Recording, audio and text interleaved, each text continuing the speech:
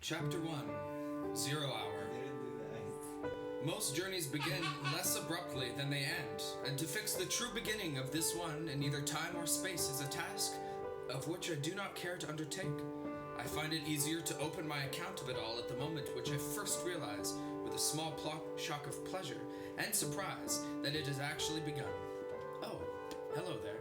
Welcome to Bad Neighbor Productions. Today, we have to do something a little more subtle and interesting on the account of our neighbor, us being bad neighbors, deciding to call in a police officer to shut us up a little. So today I will be describing some bizarre items in this weird household we have.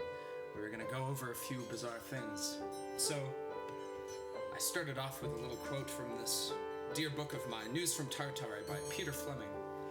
This one artist of mine, of who I really appreciate, he's actually the younger brother of the same same Fleming of which wrote James Bond. But this individual traveled through Asia and had bizarre accounts, much like Marco Polo, in the shifting times of the early 20th century. He came upon many bizarre factions at war and really had a very interesting time all around, and I actually traveled through some of the areas that he traveled through out of account of his lovely tales. So, much like him, starting off, Herodotus, for instance, and his histories, brings accounts of the strangest areas of time, of which there is no mention otherwise due to the lack of literature and the burnings of various libraries that might have housed all these glorious tales of empires, from the libraries of Alexandria to the libraries in the ancient Iraq capital of, the Baghdad, of which were also burnt. So, we take ourselves now to somewhere, let us see, shall we start? I know, let's go here. Another likewise character. A Venetian, no less. This happens to be a mask from Venice. Yes, quite an interesting character, don't you think? A bit mischievous, perhaps? Marco Polo. Now, this character, I'm sure you all know. I don't know if you can see this, but this is kind of one of his journey maps. It was an interesting tale that he has, himself coming all the way from Venice and traveling all the way through to the courts of Kublai Khan, of who was holding sway throughout all of Eurasia almost, and he had taken over China and throughout the steppes all the way through, almost encroaching upon into India, and he had the Middle East and all this jazz. Quite a character. He himself was a grand journeyer and a merchant, and he would have appreciated little mystical items such as these, I'm sure. So, with him, let us go now to Mongolia, of where he was hosted. Now, I believe it was Kublai Khan himself of whom Marco Polo was host to. I got this at the ancient site of Karakoram, and this is my name, Kulin. Written in the Mongolian language, which descends down as it's written, one of the few languages that still somewhat exists. I've heard they don't actually speak this or write this in Mongolia at the time anymore, but funny enough, they speak it in Inner Mongolia, which is under China's control. So that is bizarre, isn't it? They currently use Cyrillic due to the Soviet influence, and this book I actually found in Mongolia in an abandoned caravan, and I believe it is about Genghis Khan himself. My two Russian friends here have told me so. So this one, about Genghis Khan, it's in Cyrillic, so there's it's a leeway into that. I mean, I can't read it, of course, but it's quite interesting. I also found a Soviet hat. I'm not sure where that is. It's in storage somewhere, but kind of one of those typical, Soviet hats. It's lovely. I got a few interesting things in Mongolia. Let's see if I can find some more of them. Yes, this is a shoehorn, I believe. Kind of shamanistic.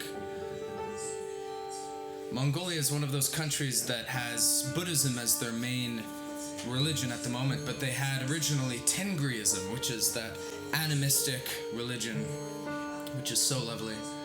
And this is a deer or an elk or one of those grassland ungulate creatures which roams upon the steppes.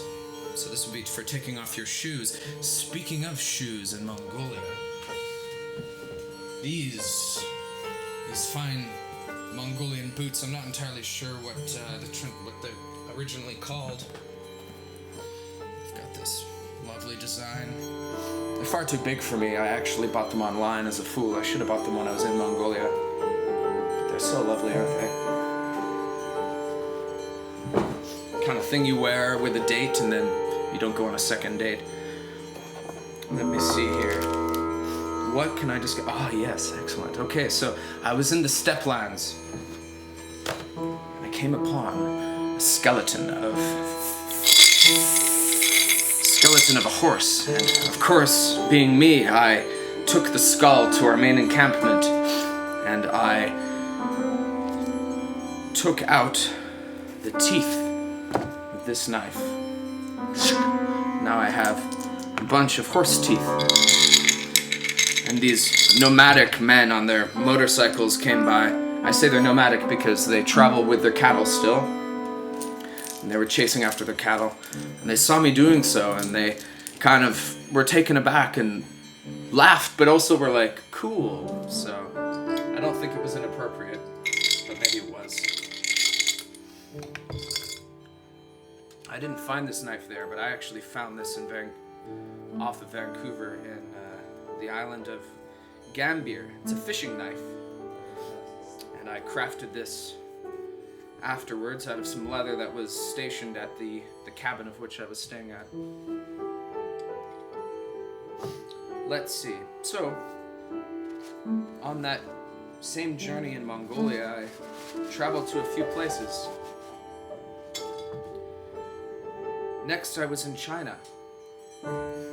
My artifacts from China itself are few, but I was next inside of the autonomous region of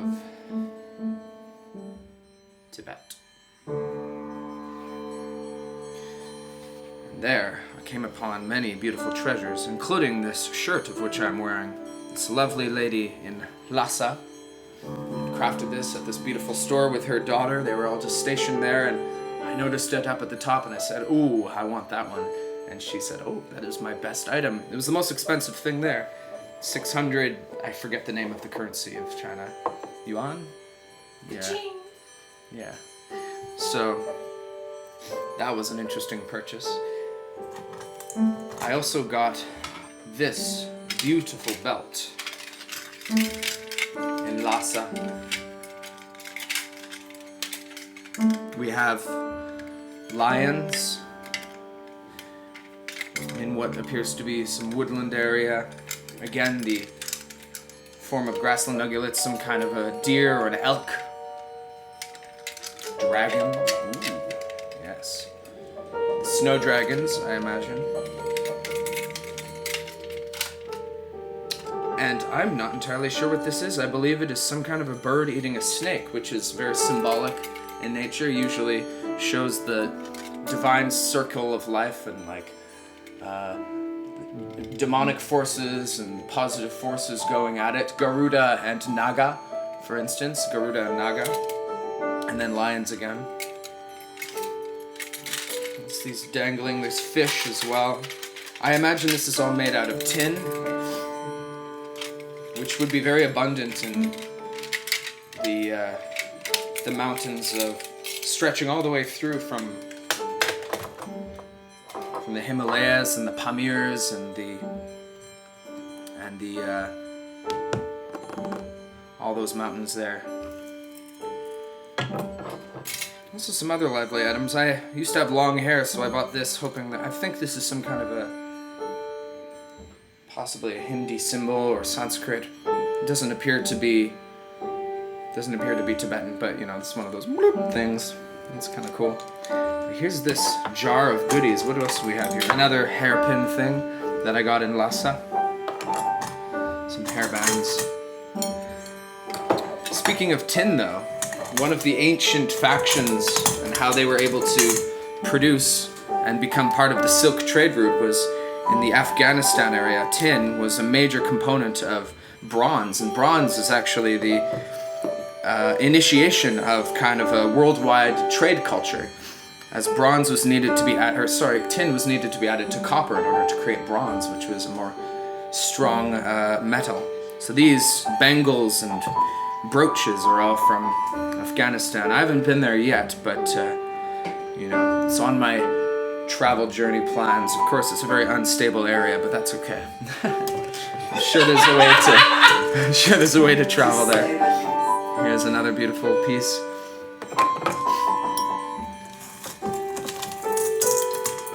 Ah, yes. Lovely things. Just love all these goodies. Again, from the Himalaya region, I believe in Himachal Pradesh, where the Dalai Lama is currently housed. What is this? Some rock. Yes. So many goodies. Prayer beads. This is tiger's eye. I believe a friend of mine, Aiden, had brought me back these. He was actually in Nepal during their 7.8 earthquake in the hiking in the wilderness, and it was going to be a few-month trip, and it still remains so, but his plans were cancelled and quashed, and instead he had to do humanitarian work and help rebuild and salvage as much as he could in these small villages throughout Tibet and the Chitwan area. So, what a life-changing experience that might have been, eh? So anyways, back to my travels. Still traveling just outside of Lhasa. I came upon Lake Yamdrok, I believe. I can't remember what it was. And this kind of, I believe what could be either a drinking horn or a playing horn, but it is sealed off at the end, so it's more of a memento. One of the most popular animals that you would see in these areas, of course, are yak. And they are used for many things, such as furs, milk, companionship. I got these. I have not yet to use them because they're just too cool, but they're yak milk soaps. They don't smell very good, but I'm sure they're great. Everyone knows about these.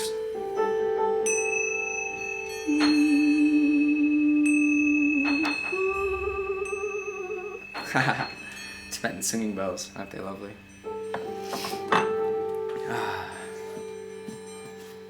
Magic and mystery in Tibet.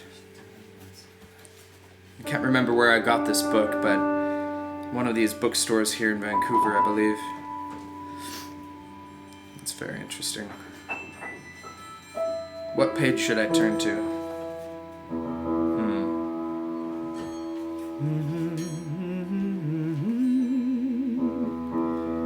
Any suggestions? 321. Well, I think there is that page.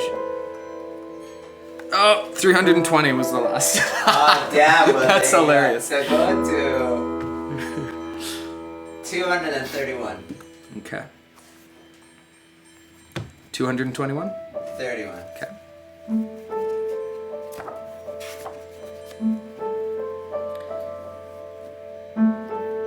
Now, violational perfect concentration of mind on one single object until all other objects vanish from the field of consciousness is the basis of the Lamaist spiritual training. And this training also includes psychic exercises that aim at developing the power of detecting the various currents of energy that are crossing each other in every direction. Ooh. Some affirm that telepathy, as well as tumo and other kindred accomplishments, is a natural byproduct of the spiritual training and consequently need not be studied separately. This also explains the power to which all great Gomchens and Dubachens, literally, a great successful one, this must be understood as one who is possessed with supernormal powers, the equivalent of the term of magician, are credited of communicating with their disciples, whether this may be at a distance that separates them. Very interesting. It's a little tome of interesting magic and mystery in Tibet. So this probably has a lot to do with the bridge between Bon, which was the original shamanistic religiosity inside of the Tibeto area, and the inclusion of the Mahayana Theravedic, what was the Tibetan Buddhism? Anyways, Buddhism in Tibet. So, where shall we go next? Well, I suppose an interesting aside, considering we're still in this area, is the ancient empires of Tibet and how exactly they influenced the world. This one book that I have here, the Diamond Sutra, it was actually rediscovered by this archaeologist and explorer called Sir Aurel Stein, and I'll just explain this book for a second and then I'll get to Sir Aurel Stein. The Diamond Sutra, composed in India in the 4th century CE, is one of the most treasured works of Buddhist literature and the oldest extant printed book in the world. It is known as the Diamond Sutra because its teaching is said to be like a diamond that cuts away all dualistic thought, releasing one from the attachment to objects and bringing one to the furthest shore of enlightenment. The Sutra of Huingnang, also known as the Platform Sutra, contains 3 autobiographical pieces that is the pivotal figure in Zen history and some of the most professional passages in Zen literatures. So this book that was found, or scripture that was found, was actually on this journey of which has an interesting relation to me, because on this journey with Sir Aurel Stein, and there were several expeditions done, there was this cartographer named Rai Bahadur Lal Singh. He was my great-great-grandfather, and he was the cartographer in the journeys of Sir Aurel Stein. Now there was several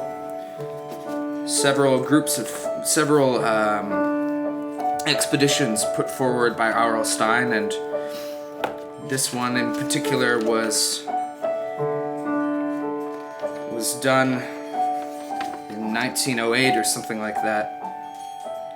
So there are adventures in Chinese Turkestan, so you kind of go up through the Kashmiri areas and through the Pamir Mountains and slightly grazing the Tian Shan mountain ranges, which is the celestial mountain ranges, skirting the Tak-Malakan desert and going up through Khotan and Yarkand or Kashgar, all these ancient areas.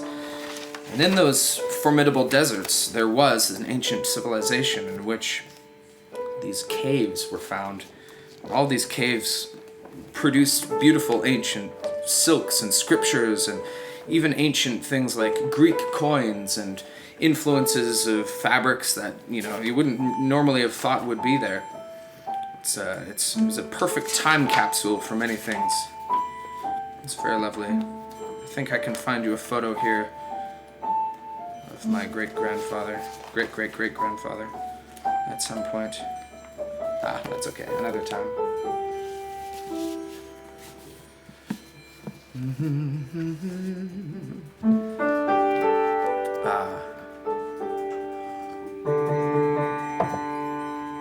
Now,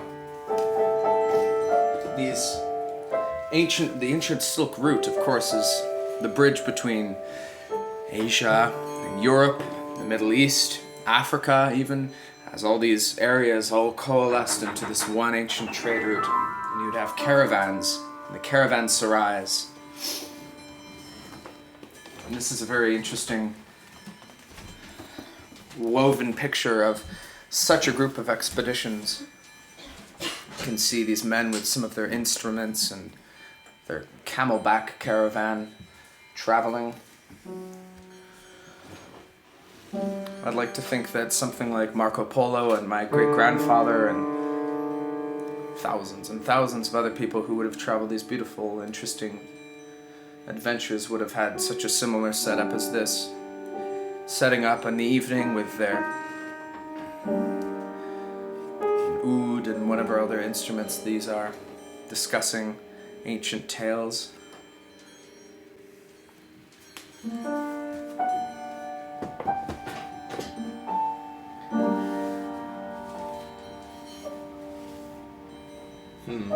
do I have to show you next?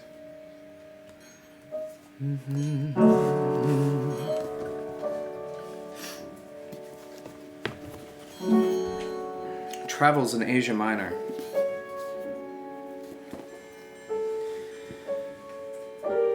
Definitely one of those areas of which is probably the main city in which that was east of anywhere such as Peking or Beijing, or sorry, west of such a place as Peking or Beijing was Byzantium or Constantinople or Istanbul. And eventually, through the passage of time, taken over by the various groups, eventually by the Ottomans.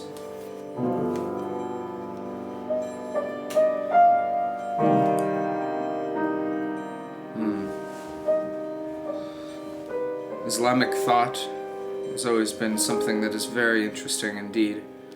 The Golden Age, of course, administering to the West sciences and chemistries, alchemy, Sufi thought.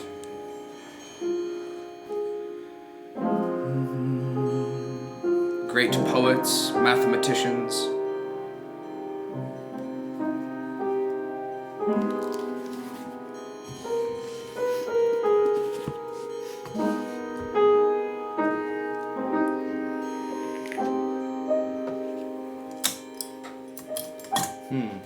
What else do I have for you?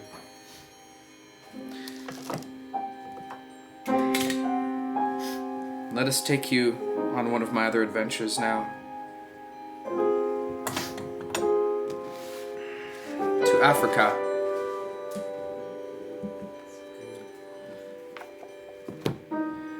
I visited some tribal peoples called the Maasai, and near the Ngorongoro crater there was also nomadic groups. And these nomads had crafted these items I will tell you about. The relevance here of the snake and what Mircea Eliade has to say is being swallowed by a monster. The strong emotions, the fear, the terror, so skillfully aroused by the scenarios just described, are to be regarded as so many initiatory tortures. We have already noticed some examples of cruel ordeals. Naturally, they are far greater in number and variety.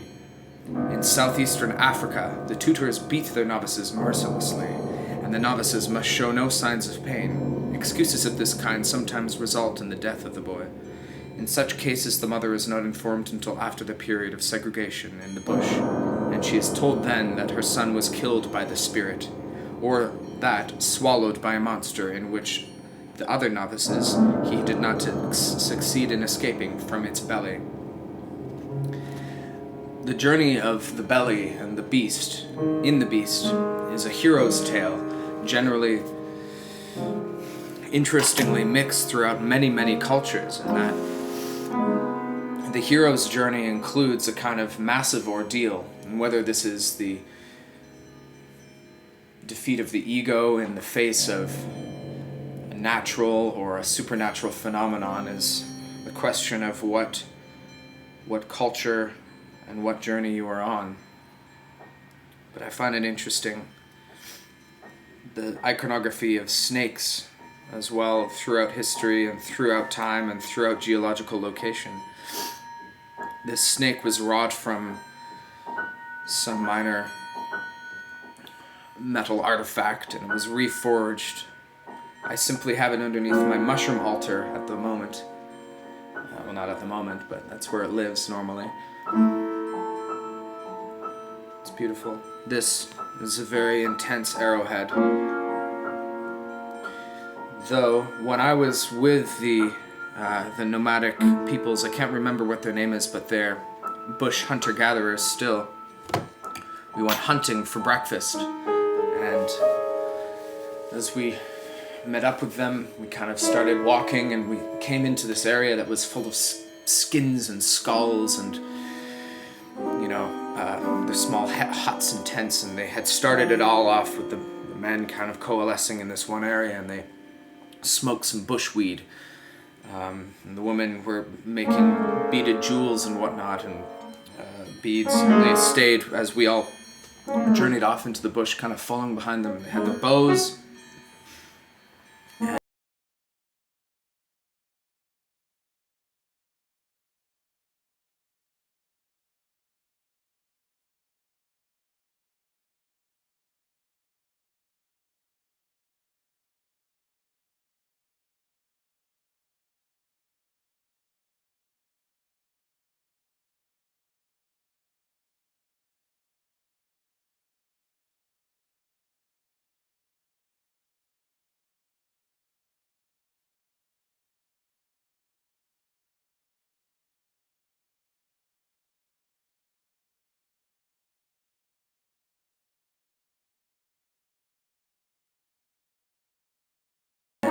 And screamed.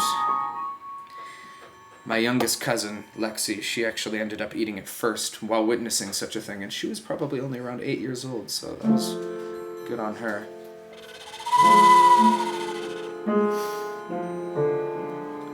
The symbology of the snake is very powerful also in such a place as Central America with Quetzalcoatl, the feathered serpent. This obsidian mirror was given to me in Chichen Itza. Now, I was only there for a day, but this Romanian witch woman who's in charge of the spa, the maitre d' of the spa at that location, she gave this to me, and she buried it in the dirt of Chichen Itza, and she said I could use it only after a few days. And it happened to be an evening when Venus, Saturn, and I think Mars were all lined up with the dawn or something, and the moon. It was just a bizarre astrological moment, and also being where we were, having all this kind of bizarre significance. This stone in particular is very interesting too, with the evolution of European alchemy and the defeat of the Catholic Church and the 100 Years' War, as Queen Elizabeth had a court in which this fellow called John Dee was her kind of spy master, as well as her court seer.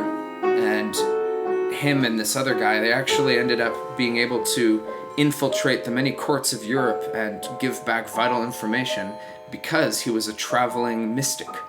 So he would go to the courts of all the kings and queens and whatnot of Europe and deliver these mystical visions and kind of weasel his way into the courts, and using such a thing. And I believe he called it the Sh stone. So it's an interesting aside. Sometimes I sleep with this next to my bed and I kind of invoke visions, but that's probably just me. This other item I actually received from there, from the same trip. It has an ancient Chinese coin on it. I'm not sure which. Could have been a reproduction or it could be real. I'm not entirely sure, but that's that.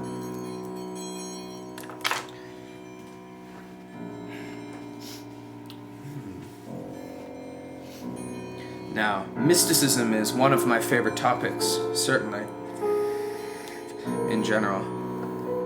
But what I like to believe more so out of anything is the kind of Gaian mind and nature and belief in the goddess. And so my favorite ancient culture is that of Minoan Crete.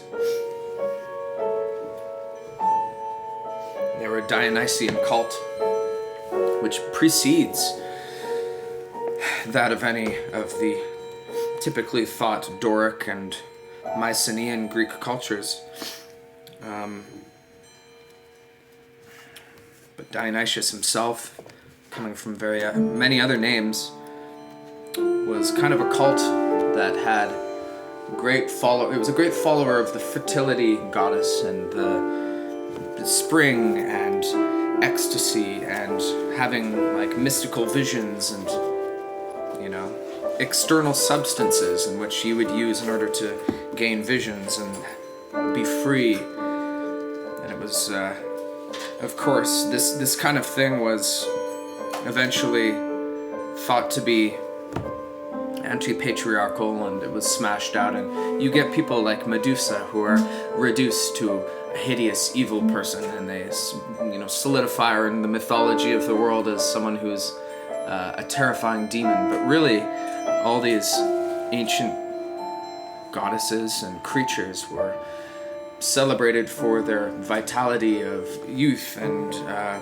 enactment of ecstasy and the celebration of life and purity in some sort or another. But the ancient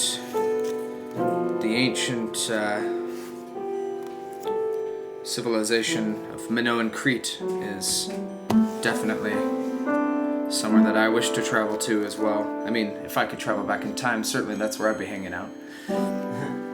They would do things like eat mushrooms and smoke opium and, you know, live in palaces of splendor and whatnot.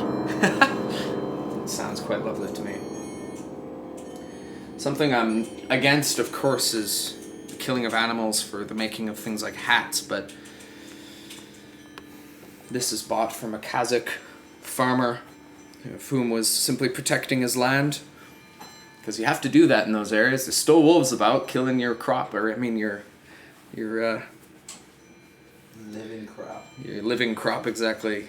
Pastoralists actually have to carry, or have to employ that of dogs to keep your to keep your to keep your cattle and all that stuff okay, a-okay. So I was mentioning earlier about John Dee. One of the things that he and his ilk were interested in is tarot. I'll show you my tarot deck. I found this tarot deck, it showed itself to me at this bookstore that I like to go to, Kestrel Books, near Banyan. Now I was looking for a tarot deck at Banyan Books. Didn't quite find the one I was looking for, you know, nothing spoke to me in particular. So I went to Kestrel, walk in, and instantly it's just pointing to me. It's just right as you enter, and it was just standing up on its side in its box. The Arthurian tarot deck, and it just, oh, yes please, because, and the Arthurian legend, there's a few variants of it, of course. Usually it's said to be in medieval times or something like that, and you have the knights in shining armor, but that's a bit of a fabrication. It actually is more so in the times preceding the Roman invasion. So you have the Britannic and the Berthian, I forget the name of that one. Anyways, you have much more of a druidic culture there, and it's not Christian. So this tarot deck is interesting too, as most tarot decks have an up and a down, but this deck doesn't. It's everything. Every card you have has a deeper meaning, and it doesn't have a double meaning in any way. It simply is a complex card, and I find this to be a very beautiful deck. Artistically, it speaks to me as well as, I don't know, on a mystical level as well. It has different types of readings. Let me just draw a random card, why not? Let's see where we're at.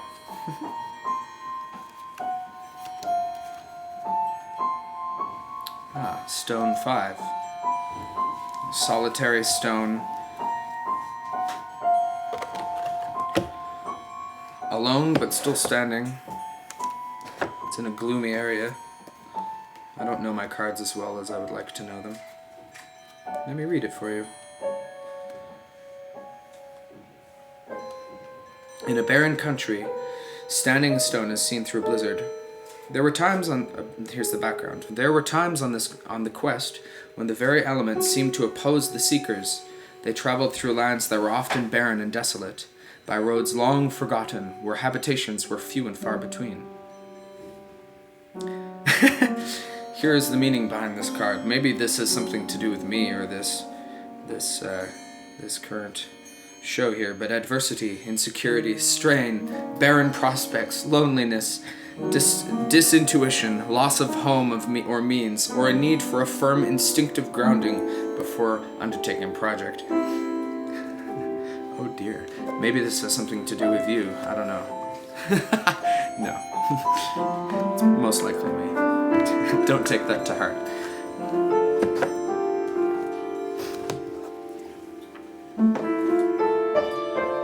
This little guy is very cute.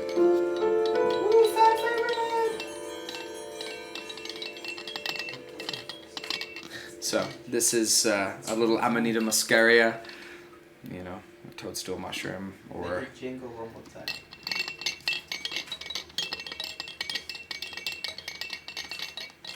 Isn't he happy and lovely? So cute.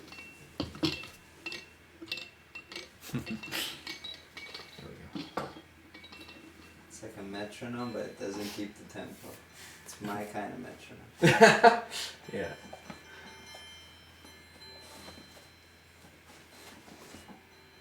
No, there was a game that I used to play when I was a child. This book was kind of where we kept all the knowledge and info. It was called Riven or Mist. Now, inside of it, it was a code cracking game, and you had to wander around and write down information and symbols and kind of discern their meanings, and, you know, kind of had this, hey, maybe if you're stuck on that game, this can help you, so, you know. It had lots of puzzle pieces and whatnot. All these interesting, weird, cryptic symbols. To travel through these areas, draw maps in order to figure out your way.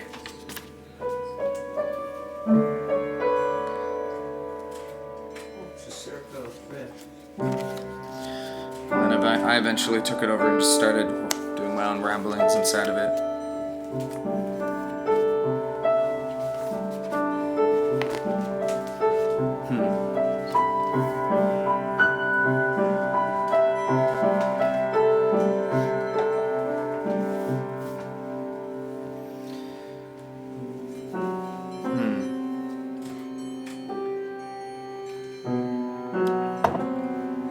Well, let's see. One of my family last names is Torgensen, which means Thor's spear son, and considering this is a quote-unquote Viking spear, I thought it quite apt to own what might be Thor's spear, as it's kind of, you know, in a sense looks like the Mjolnir, but, you know, yeah, it's kind of random. I was given this, I believe it's from Papua New Guinea. I have not yet been there, but my aunt and uncle went. It's pronounced Papua. Papua New Guinea, my bad. I don't want to fact check you. It's all good. Yeah. But the funny thing is it kind of looks like it's African, so maybe I'm getting my things wrong there, but they gave me something from there anyway. Looks like that thing they shot that Christian missionary with. Yeah. Yeah. I don't think so, buddy. Yeah, exactly. Fun stuff. Yeah.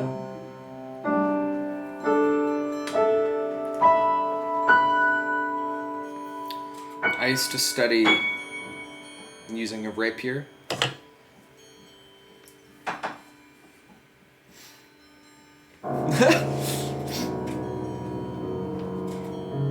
To use both at the same time. This. Of course, I would have to be standing in a different way, but there was many ways, you know, things like that. It's very fun. Of course, you wouldn't use this because this is actually very sharp. Does it make a whoosh sound? Do it. Yeah,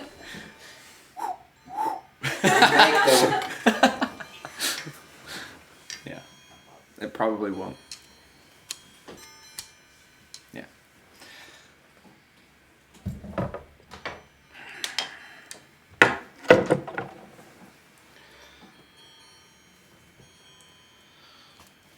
William Wallace's claymore. It's a recreation. Of course, in a smaller size, this sword would be up to here. It's only this tall, so.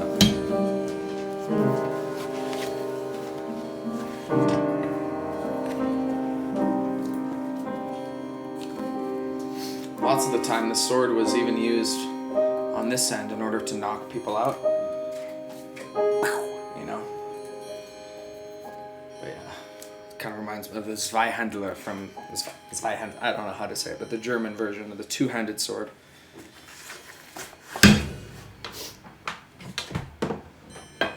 I have a few wooden katanas somewhere as well. But yeah, these are fun. I used to run around with the wooden ones and smash my friends in the face with them as much as possible. And we would go to war together. Actually shoot, not real arrows at each other, but I had a tree fort and we would siege each other. We actually sieged this one school, Prince of Wales. We had a battering ram and we brought a siege ladder, some flags, wooden swords, and bows and arrows, and attacked the school. Thankfully it was not during school hours or we might have been arrested, but good times were had. Speaking of things of this nature, we also have interesting... Well, these are Soviet goggles. That's another thing.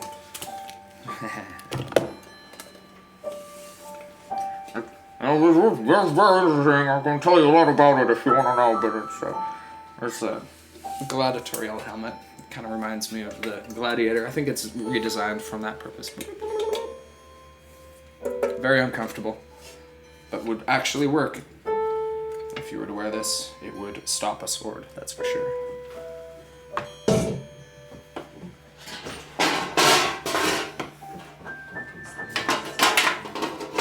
This is the second side to it, or the other part of it.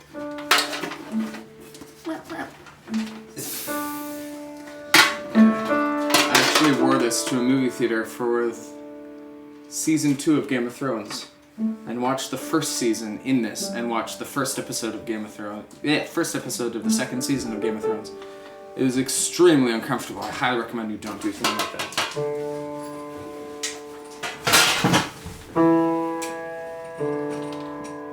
Another Tibetan necklace. Ooh. Speaking of Scotland, this... Oh no, where's the other part of it? It's okay, I'll have to find that. Yeah, it's a nice little Scottish brooch. Now, this is a Taliwar. I really need to clean this guy, but this is the sword used in Punjab area. It's very dirty. I should clean this. Very sharp though. My mother got this for me when she went to India this one time. She was with a group of white Sikhs, and it was a group of women who went all together, and some great images of her walking, you know, with her turban on and the whole regalia, and they all had their swords and they would walk with the swords, this group of 20 women or so. It was empowering and interesting to see. They would spend their evenings meditating and their mornings meditating and go about with their swords and, you know, fuck people up. No, I'm just kidding, but they had, I don't know, it was just lovely to see. I don't know what they did.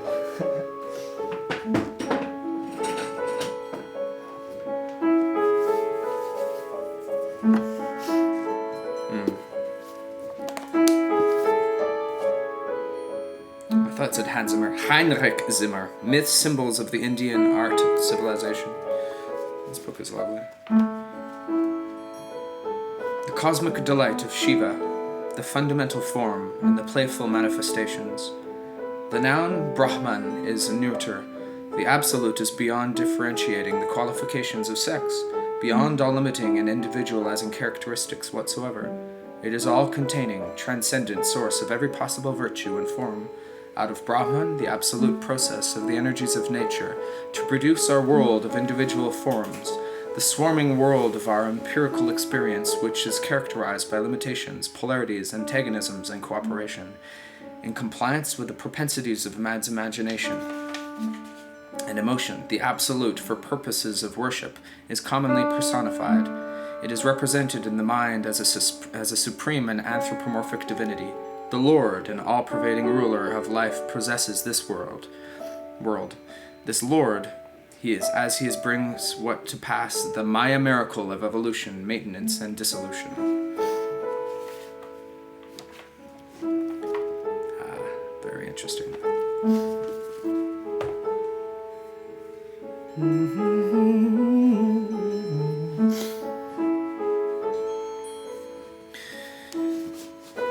How are we doing for time? 5.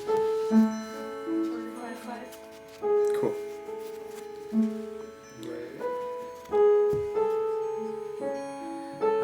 So, let me bring you back briefly to Peter Fleming. It's one of those adventurers I was mentioning at the very beginning.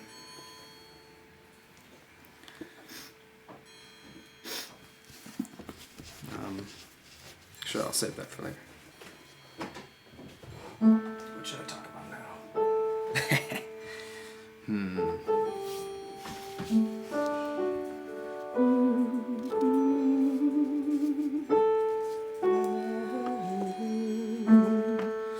I could keep reading from this. There's also, where's that one? Here we go. Somebody's asking, how is Touch the Sky? What are they talking about? Do you know what they're talking about? And they also said, fuck yeah, rip that babe. Touch the Sky?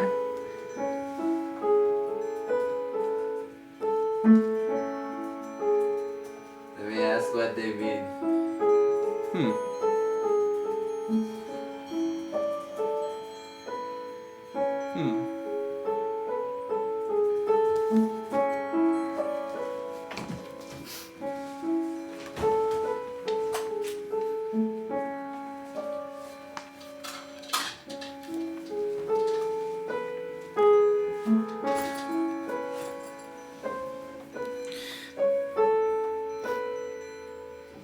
Oh, you just wanted to say that. Okay. Okay. So time and how it is relevant in the lifespan of the Indian gods, goddesses, or sorry, the Hindu god Brahma in particular. 1,000 Mahayugas, or 4,320,000,000 years of human recounting, constitute a single day of Brahma, or a single kalpa. In terms of the reckoning of the gods, who are below Brahma, but above men, this period comprises of 12,000 heavenly years. Such a day begins with the creation or evolution, sriti, or something like that, the emanation of a universe out of the divine, transcendent, unmanifested substance, and terminates with the dissolution and reobservation, prayalaha, or the emergence back into the absolute. The world spheres, together with all of that being contained with them, disappear at the end of a day of Brahma, and during the ensuing night persist only in the latent germ of necessity for remanifestation. The night of Brahma is as long as the day. Every kalpa is subdivided also into 14 manvantras, or Manu intervals, each comprising of 71 and a fraction of Mahayugas, and terminating with its deluge. The intervals are named from Manu, the Hindu counterpart of Noah, and the hero who escaped the flood. The present period is called the interval of Manu Vivasvata. Manu, the son of the radiating one, Manu, the son of the sun god Vivasvant.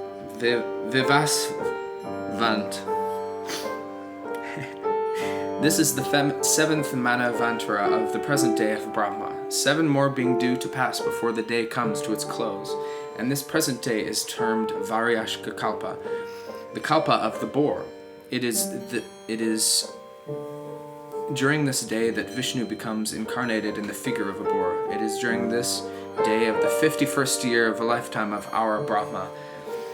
It will end, a 7th deluge more, in the next dissolution. So that's kind of a dissertation of time in relevance to the cosmological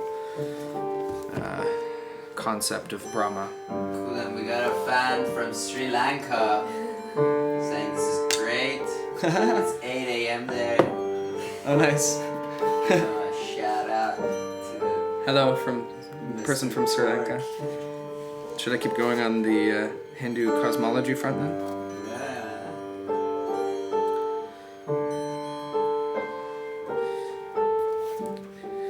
The elephant, as the determinant, placed beneath the anthropomorphic symbol of the divine powers, is a common feature in the early Buddhist reliefs as Bahurut.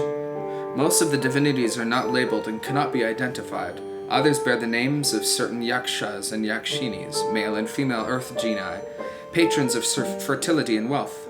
The association of a pair of elephants with the figure of the goddess Lotus is also a feature in the Buddhist art of the 2nd and 1st centuries BC. Bahurut and Sanchi. From there they can be traced through the whole extensive course of Hindu and Buddhist iconography, down to the late Hindu temples of the south. In Hindu miniatures and present-day popular drawings, it is a consistently reoccurring motif. Furthermore, on the very early seals of the Mohenjo-daro, amongst the earliest of the works, not only in India but of human civilization, the elephant is depicted sometimes standing before a manger, but no clue is offered in the symbolic meaning of the animal. We well may ask, what is the function and connotation of this majestic form? Little help is offered by the religious monuments, but much can be learned from the study of the traditional medicinal and encyclopedias devoted to the domestication and care of the elephant. The owning of elephants, it appears, was a prerogative of kings. Elephants were hunted and captured in the wilderness, and then kept in forest reservations or in garrisons for the purpose of warfare, as they served as a corpus of heavy and highly mobile cavalry, a sort of armored divination of legs. Or an elephant were assigned to the royal stables to serve as mounts for the stated purposes of magic. It's an experience that was interesting, but I'm not particularly proud of, is that when I was in Udaipur, my grandmother and my family, we enacted in an evening of elephant polo. So we were staying at the Taj Lake Palace, and then we went further off from Udaipur and this one great field, and there's a bunch of elephants, maybe, I don't even know, 12 elephants, and then we had 6 a team, and we were hoisted on top, and we had these massive, polo sticks like you would have for a horse, but really long, and there were several soccer balls. Several of them were crushed under hoof, but we all kind of would hit them and pass them to each other, and we had a game of elephant polo.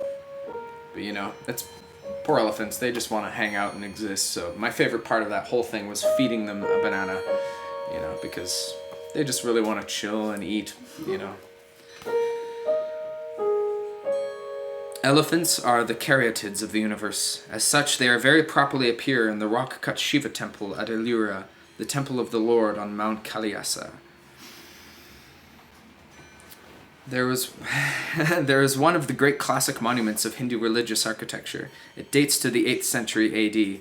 Nowhere has a more adequate and dignified expression been given to the majesty and grandeur of the elephant. This sole surviving representation of the ancient species of giant mastodon, more ancient than the rhinoceros, hippopotamus, and other pachyderms. In these figures, there is an intimate feeling of the character of the elephant. at once realistic and monumental, testifying to the long and close companionship of the Hindu with the mighty beast. Yes. Let me move on briefly to the ancient myths of Babylon and Assyria. Here's an iconographic copper outlay of what I originally thought was Tiamat being killed by someone, but I believe it's just two Babylonian kings hunting and defeating what appears to be a lion. This Tiamat is more of a serpentine creature.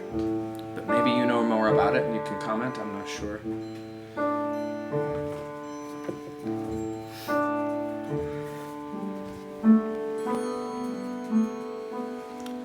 The Lord of the pre-incarnation, the quickener of the dead, who had mercy upon the captive gods, who removed the yoke from upon the gods of his enemies. For their forgiveness he did not create mankind, the merciful one, from whom it is to bestow life, the merciful one, for whom it is displayed death.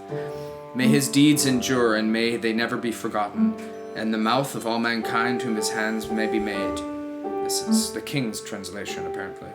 Apparently, the Babylonian doctrine set forth that mankind was created not only to worship the gods, but to also bring about the redemption of the fallen gods who followed Tiamat. Those angels, those rebel angels, Ili, gods, he prohibited return. He stopped their service. He removed them unto the gods, Ili, who were his enemies, in their room that created mankind. Tiamat, the Chaos Dragon, is the Great Mother. She is a dual character, and the origin of good. She is the creatrix of the gods. Her beneficent form survived as the Sumerian goddess Bau, who was obviously identical with the Phoenician Bau, mother of the first man. Another name for Bau was Ma, and Nintu, the form of the goddess Ma, and was half a woman and half a serpent, and was depicted with a babe suckling her breast. The Egyptian goddess Neheb-Kau and Uizet and Uazit were serpents, and the goddess Isis and Nephitis had also serpent forms. The serpent was a symbol of fertility and as a mother and a protector. Vishnu, the preserver of the Hindu Trinity, sleeps on the world serpent's body. Naga, I believe. Serpent charms are the proactive and fertility charms, as the origins of evil of Tiamat were personified, and the deep and the tempests. In this character, she was the enemy of the order and good, and strove to destroy the world. I have seen the ambitious ocean swell and rage and foam to be exalted with the threatening of clouds. Tiamat was a dragon of the sea, and therefore the serpent or Leviathan. The word dragon is derived from Greek drakon, the serpent known as the seeing one or looking one, whose glance was that of lightning. The Anglo-Saxon fire drake, Draka, Latin Draco, is identical with the flying dragon. In various countries, the serpent or worm is a destroyer which swallows the dead, the worm that shall eat them like wool, exclaimed Asaya, the symbolic language. It lies in the ocean which surrounds the world in Egyptian, Babylonian, Greek, Teutonic, Indian, and other mythologies. The Irish call it Murach, and give it a mermaid-like form, like the Babylonian Nintu. In a Scottish Gaelic poem, Tiamat figures as the yellow Muirteach, who is slain by Finn Mac Cowell, assisted by his warrior band. There was seen coming up the top of the waves the crooked clamoring of shivering brave. Her face was blue-black and the nostril of coal, and her bone-ruffled tooth was like a rusted bone. The serpent figures in folk tales. When Alexander the Great, according to the Ethiopic legend, was lowered in a glass cage to the depths of the ocean, he saw a great monster going past, and sat for 2 days watching it for its tail and hinder parts to appear. And Algershar, a Highlander, had a similar experience. He went to fish one morning on a rock. He was not long there when he saw the head of an eel pass. He continued fishing for an hour, and the eel was still passing by. He went home, worked in the field all day, and having returned to the same rock in the evening, the eel was still passing, and about dusk he saw her tail disappearing. Tiamat's sea brood is referred to the Anglo-Saxon epic Beowulf as Nickers, the hero slew by a night sea monster on the waves. While when Dragon, the French Draco, also recalls the Babylonian water monsters, there is a dragon well near Jerusalem. From China to Ireland, rivers are dragons, or goddesses who flee from the well of dragons. The demon of the Rhone is called Drac. Floods are also referred to as dragons, and the Hydra, or water serpent, slain by Hercules, belongs to this category. Water is the source of all evil as well as all good. To the Cimmerians, ocean, especially, is the abode of monsters. They looked up, as they did in Shakespeare's Ferdinand, when leaping into the sea and cried, "Hell is empty, and all the devils are here." This brings back perfectly to the story of heroes being entrenched in the serpent's belly, and how it's the hero's journey.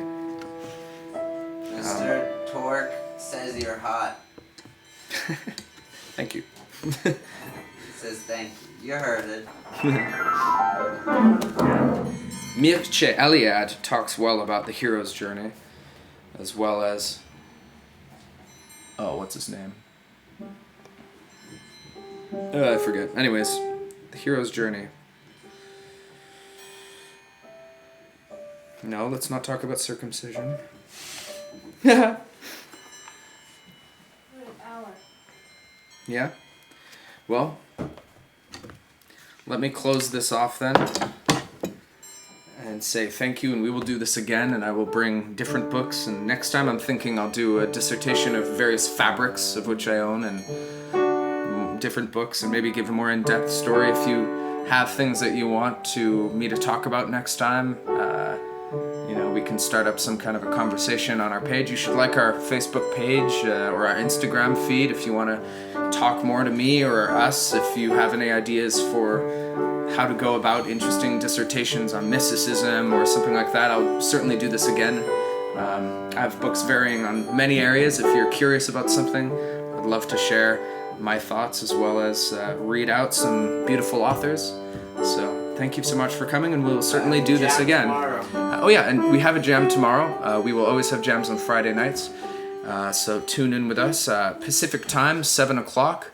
And we will see you then, and I hope you have a very great evening, or morning, or wherever the time is where you are. Good night.